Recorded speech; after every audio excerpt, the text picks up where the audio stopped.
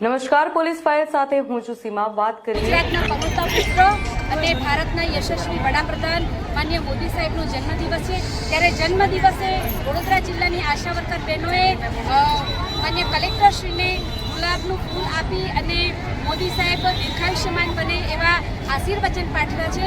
અને સાથે સાથે આ વિડીયોના માધ્યમથી પણ અમે ગુજરાત સરકારને અને કેન્દ્ર સરકારને એક અપીલ કરીએ છીએ કે આજે જેટલો 75મો મોદી સાહેબનો આજે જન્મદિવસ છે, એટલે 75 ઉંમરે બહુ મોટી ઉંમર કહેવાય, તો આ મોટી ઉંમરે મોદી સાહેબ દિલ પણ મોટું રાખે અને ગરીબ આશા વર્કર બહેનોને સમાન કામ સમાન વેતન આપે, લઘુત્તમ વેતન આપે અને ઇન્સેન્ટિવ જેવી જે આ શોષણભરી પ્રથા છે એને નાબૂદ કરે।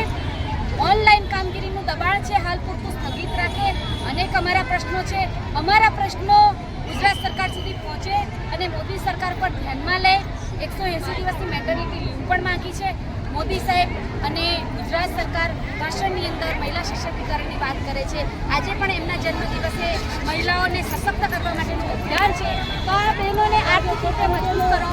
ગુજરાતની આશા વર્કર બહેનોને મજબૂર છે, મોંઘવારી ખૂબ વધી ગઈ છે, રોજગારી નથી, એટલા માટે આ ગરીબ બહેનો એમના બાળકોનું ભવિષ્ય ઉજ્જવળ કરવા માટે રાત દિવસ વેતરા કરી રહી છે।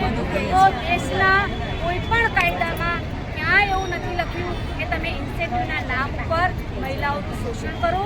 આ દેશ ભારતના બંધારણથી ચાલે છે, આ દેશ કોઈની પ્રાઇવેટ પ્રોપર્ટી નથી, આ દેશ લોકશાહીનો છે અને બંધારણની અંદર લઘુત્તમ વેતન અને સમાન કામ સમાન વેતનનો કાયદો દર્જ કર્યો છે ડૉક્ટર બાબા સાહેબ આંબેડકરે।